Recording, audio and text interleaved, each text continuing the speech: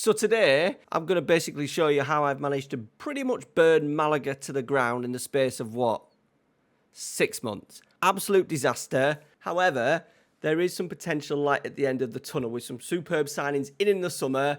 We've had a bit of a nightmare. I think we're over it. Let's go and see. We're in, 8th of February. Long time since the last episode. Let's get into it. Let's see where we are with Malaga.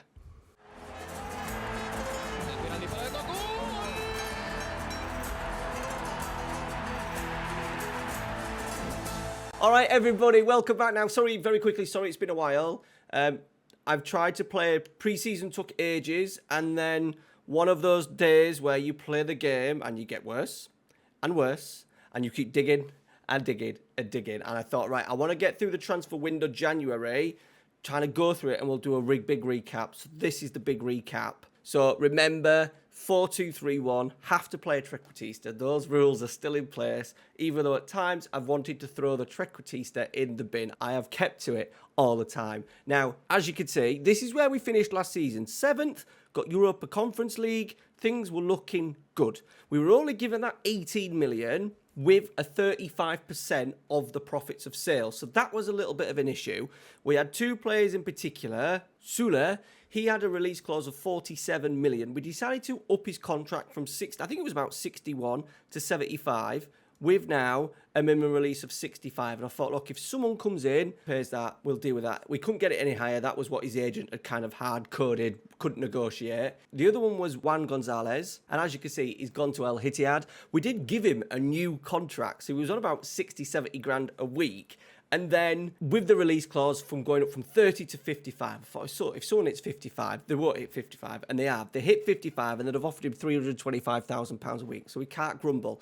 In between that being accepted and him signing, I managed to persuade the board to give us 50%. So that gave us a little bit of wriggle room. But we did have two players already leaving in Lucas Sanyali, guy that I've got on the back of the shirt. He's now gone. He's at Cordoba. I did want him to stay in the B team. He wouldn't accept a new deal. Thank God, because we've had registration issues in the B team as well as our team. Javi Ontiveros went as well, released. Quite happy to get him out off the wages slightly. And then we started to offload players. So Charlie Patino was on about 20 grand a week. I thought he was going to be a really nice playmaker. And he just we didn't get the opportunity to play him much, and we have upgraded in that area to get him out of the door. We got him on a free 1.3 million, absolutely fine. Alvaro Fernandez, our first choice keeper, has gone to Fulham. He had a 20 million release clause. Fulham met it. He wanted to leave, wouldn't sign a new deal, so we needed a new number one keeper.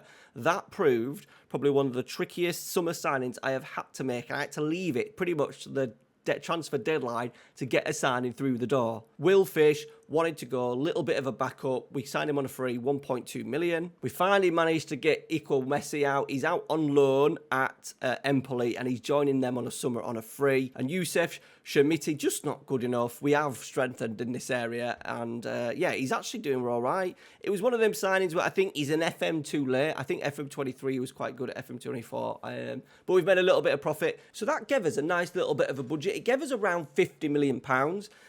One thing that I completely forgot about was the squad registration. So this was our squad at the start of the season. Really low, like struggling for players, struggling to bring players in. There was a lot of players released that were just asking for too much money, and we had to leave it really late. And then on transfer deadline, I had an absolute disaster and just completely forgot about not our wage budget, but the La Liga rules where we're limited to a certain fee, and we were limited to 675,000 a week. We absolutely ended up blowing that out of the water by bringing in some of these players.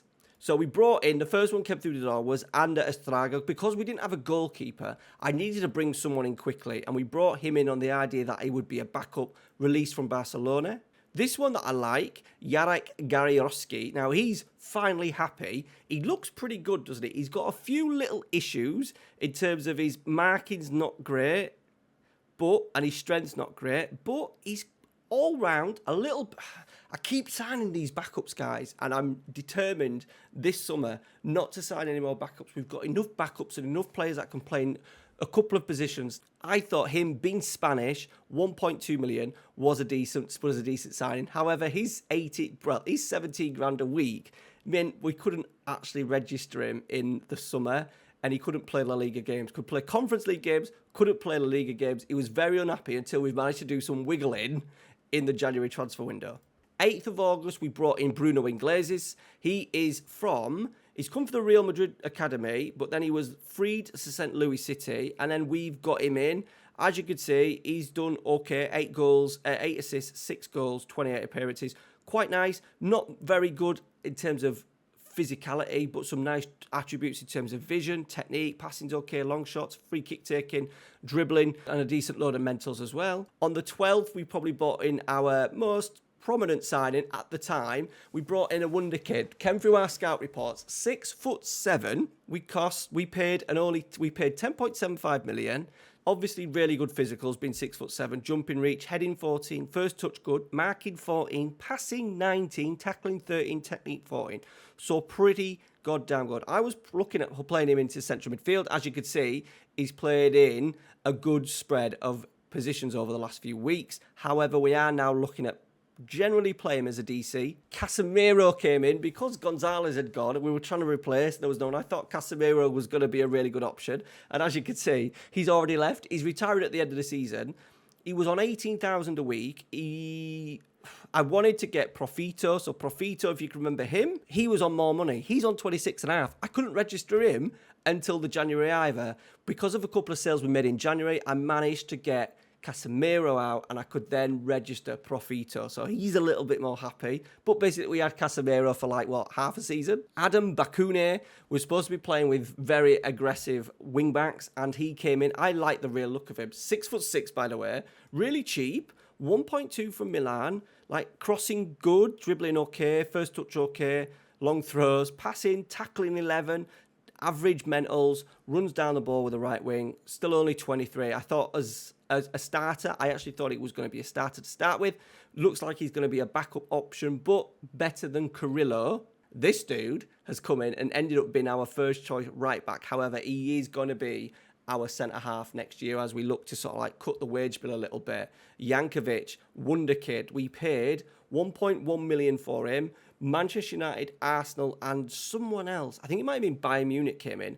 We offered him star player status. He wanted about $3,000 a week, and we offered 17,500 to make sure we got him. And at the time, he wasn't really good enough to start, but because of injuries and changes and just been basically terrible, I thought I have to play this guy more. And we've put him in, and he's absolutely excelling, especially in these physicals and mentals. And then obviously now, absolutely huge sell-on value. The biggest transfer of the summer was Samu. Now, he's unhappy at the moment because we didn't strengthen in the areas that he wanted in the January transfer window. We got him in pretty late. That was a little bit of an issue. I shouldn't have done it, but I just thought because he's 24, Kusiazer was actually wanted by Nantes and Blackburn, who are now in the Premier League. So I thought the chances are we might end up losing him in the end. But as it happened, no bids came in for Kusiazer. So we've got two very good strikers. I thought, look, he's 6'4". I do like someone who can get in behind, and we've adjusted the tactic recently to kind of suit him a little bit more. He's just missed some really big chances in the last couple of games, especially one at Real Madrid. He did score against Real Madrid in one of the last games. I think he will come good. If not, look, we'll get him out of them wages, 83. I think he'll be pretty easy to sell in the summer. Our goalkeeper came in on the summer transfer window deadline. We offered him a contract trying to start June or July or whenever it was.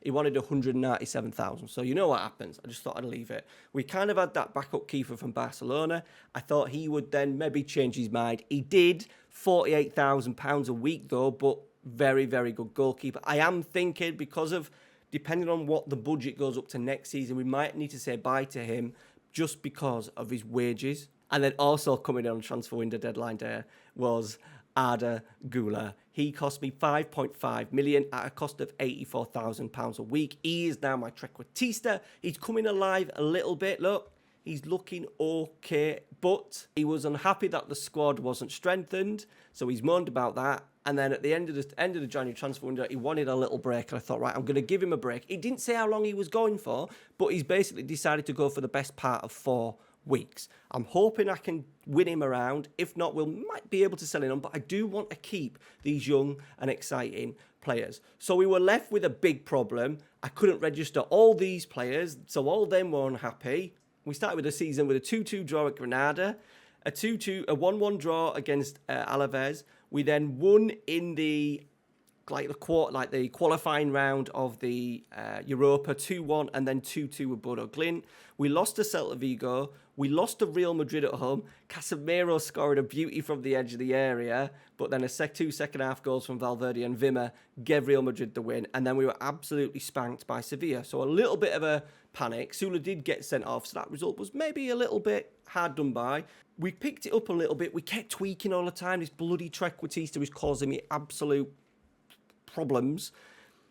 2 wins against Athletic and Real Sociedad, but then looking back, we were pretty lucky. We beat Malaga by just having we beat Real Sociedad by just having 3 shots. The game against Athletic, 2-0, really good away from them. We did miss a pen, but we had, pens 0.7, so we were well down on the XG. They had an XG of 2 and didn't score, so probably lucky that we came away with 3 points then.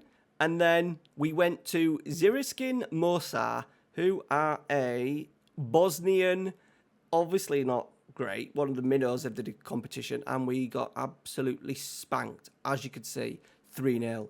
Panic stations were absolutely setting in. I changed tactics a little bit as we went through. We then, at some point, lost 8-2 to Real Betis on a run of 5 games without, it's 5, 6. We're looking at about 1 win in 8, and that was against a terrible team in the Europa Conference League. Like, who are they? Zalgiris? Where was that? Lithuania? Yeah, so, teams that we should be beating. The board, even though I was rated at a C, called me in, wanted a little chat, sorted that problem. They then called me in again, asking me not to play Carrillo. This guy, this new chairman, is an absolute knobhead. He came in with money. It's supposed to be a tycoon. Does it? I'm sure it says tycoon. Yep, tycoon. He's not really ploughed anything in. He's mortgaged the club against us, so we're now paying a loan as well, even though we were debt-free.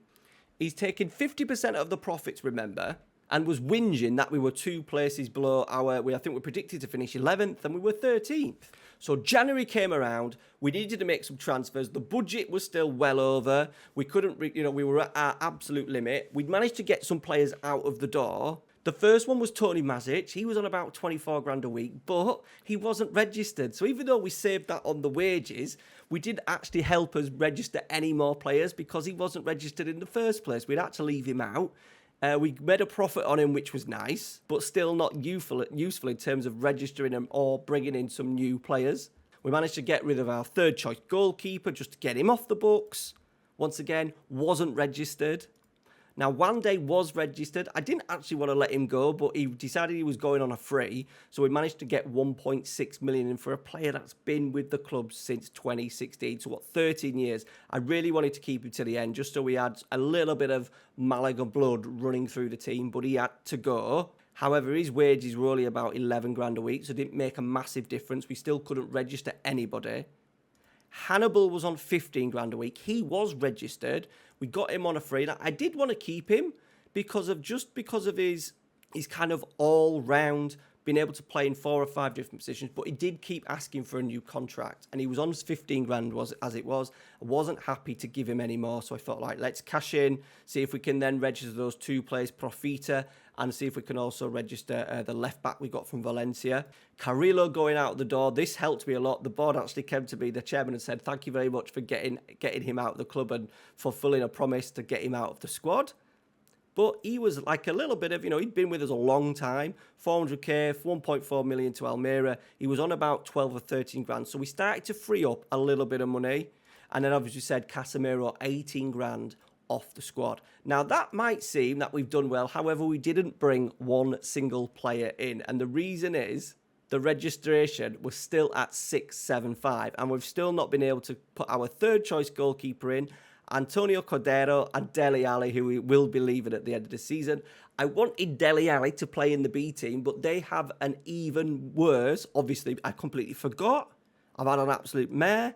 They've got a registration rule. However, I am seeing it a bit buggy. It says we're on 61 grand a week, but some of these players are actually playing that are not registered. So I'm not too sure how I've managed to get round that. I don't know. However, our B team are doing pretty well. They're up in 6th place, which would be an actual playoff spot if they were allowed to get promoted. We then went to Real Madrid after the transfer window ended, and we went with this squad.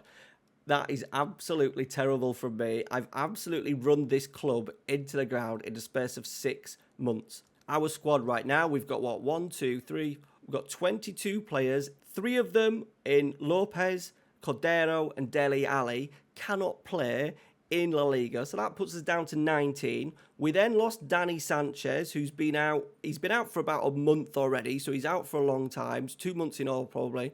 Arda Güler is gone, so we're down to 17. So we're really, really struggling. We've also got, that includes a goalkeeper, so down to 16 outfield players. Miguel Angel was our kind of a little bit of a star in the B team last year. 19 goals, 10 assists, and I've called him up. He's doing all right. He is definitely going to be a player that we rely on next season. So that is where we are at the moment. We have just won 6-2. Oh, by the way, we got knocked out to a team with our strongest side on penalties against a team that were bottom of the second division. So that didn't go down well. But we've just started to just get back into it. Real Madrid, 2-1 defeat with that really small squad. And then we've just gone to Astana in the first knockout round and absolutely smashed them. So things potentially have got as worse as they could, and it is all about pushing on. We've got money in the bank, 21 million ready for next year with 64k in the budget. However, what I need to do is, and a little recommendation, is I'm going to set the budget. I'm going to wait. So the club is currently spending 887 on wages. I think that actually includes the B team, which is a little bit of a nightmare because even though I'm spending that, I'm not spending that towards registration. So I've got to be really careful next year. I'm going to knock that down. I'm going to try and get rid of some of the B team players. Some of the B team players will be with us next season. Absolutely, it's time to call up David, the holding midfielder, just sign him to a new deal so he can be a really good backup for us next year. And Alberto Carbonell, once again, looking like he's had a really good season. So I thought I was going to call them two up. However, I just thought I would leave them in the B team just to the end of the season, and then we'll call them up. So there's 2 players potentially coming in from the B team. We've also got another one called Jamie. We're kind of covered in the defensive area at the moment, so I may leave him for another season. Mendieta is an option. Attempts overhead kicks. He's had a decent season. I think he's just a B team player on a low wage, so I think I will leave him and let his contract run out. But we do need to kind of strengthen with lower wages next year. If we look at the contracts, like Carbonell, Rojas, Antonio is a decent player that I'll probably move up into the first team next season. So there's already about £30,000 of wages a week going to have to go into the first team already. It'll be interesting to see how much La Liga let us have next season. I don't know if it's because we lost £28 million last year, if that's the issue. But this year we're obviously on course to make a profit. One interesting one is Salgado. Osasuna put a bid of up to £10 million for him. He will come in, I think, inverted winger on support, potentially on that left-hand side. Yeah, he could probably do it for me as a little bit of a backup next year, but he is only on 2-9 weeks, so he would potentially be a half-decent player to still have in the B team. Talking of tactic, we've tried everything with the Treq boys. We've literally tried everything. And in the end, we have gone for... We've tried a little bit of a faster pace, a little bit more direct, but we just weren't getting, obviously, the possession numbers. So what I've done is, we've got shorter passing, but passing to space. And now we've got runners. We've got the inside forward as Sula. He's coming to some lovely bit of form, which is good. Key player. And then we are looking really dangerous. When this has been Arda Güler, he has got a few little ones that I like comes deep to get the ball. He's the best one because he's dropping into these pockets and then just clipping a ball through. The pass into space. We had that as an inside forward as well, but I've just changed it because it does suit Ingleses, who he's generally playing out there, a little bit better. We've dropped Teo back.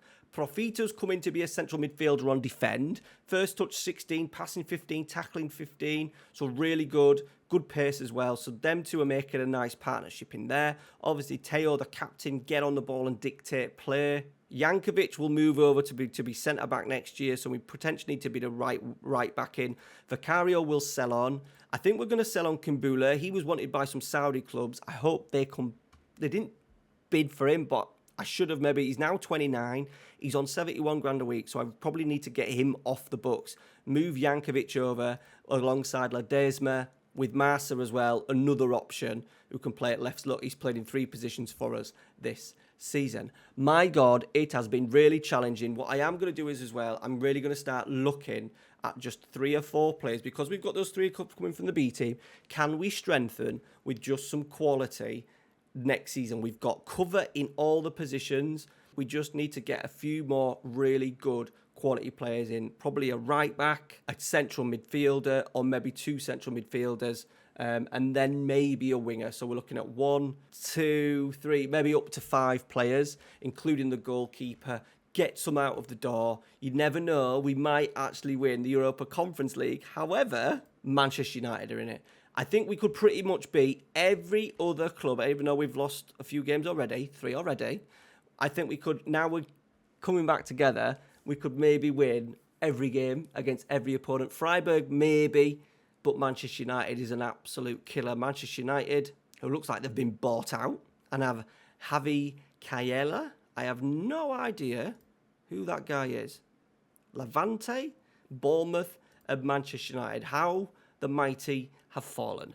All right, guys, I hope you've enjoyed that catch-up. I'm going to put it right, I promise. There's a few things to do. I'm going to get the new recruitment focuses out, so the next video that will hopefully come out at the weekend will be a recruitment focus, and we're going to plan who we're going to sign ready for season, I think season number, what are we on? Season number 7. It's been a bit of a disappointment. Can we kick on now? We're still in a relegation battle because we've played 23 and we're only 6 points clear of Valencia, 7 clear of Real Oviedo. So we're in a little bit of a relegation battle. Do I think we'll get relegated? No, we've got too much quality. I'm going to try. I think even top half is going to be difficult. So maybe, you know, if we could not finish any lower, that would be great. And then, yeah, we'll come back maybe with a later round, hopefully, of the Conference League and show you a couple of games and see how the tactic is working together. One last little thing as well. Our squad, guys, is really young. Average age 24.41. Dele Alli's leaving for sure. Vicario hopefully will leave in the summer, even though he's a superb goalkeeper. Might be able to get a little bit of money for him. Danny Sanchez will be transfer listed in the summer because we've got better quality in there now. So there's the other one. And then Kumbula is the other one that we're looking to get off the wages now that he's 29. And then Villadres is someone that we're desperate to get out. He never plays for us. So that would leave the oldest player being Massa at the age of 26. And then we've got all those players under that I have no intention of selling. Fingers crossed we can get Gula firing in the next episode, and you will hopefully see the phoenix rising from the ashes of this absolute nightmare I have had with Malaga on FM24. Cheers, guys. Take care. See you later.